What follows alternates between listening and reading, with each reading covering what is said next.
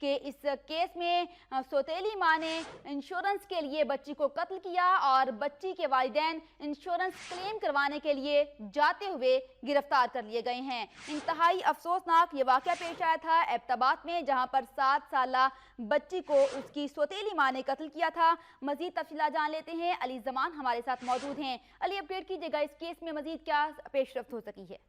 ये अफसोसनाक वाकया गुज़िश्ता रोज एबटाबाद में पेश आया जब इमरजेंसी की हालत में 7 साला कुर्रतुलैन को अयूब मेडिकल कम्प्लेक्स में लाया गया, जहाँ पे डॉक्टरों ने उसका तिबी मुआयना किया तो पता लगा कि बच्ची को जो है सुइयां चुभई गई हैं।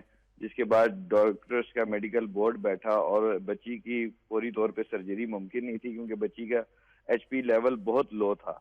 तो डॉक्टर्स ने जो है उस वक्त जो है सर्जरी नहीं की, लेकिन उसी दौरान बच्ची की जो है नेक्स्ट डे जो है उसकी डेथ होगी।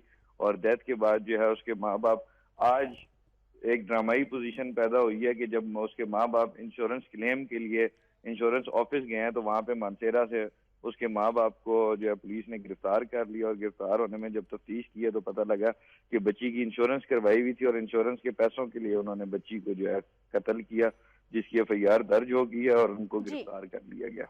बच्ची के वालिदैन इंश्योरेंस क्लेम करवाने के लिए जाते हुए गिरफ्तार कर लिए गए हैं। शुक्रिया अली जमान, आपने अपडेट किया।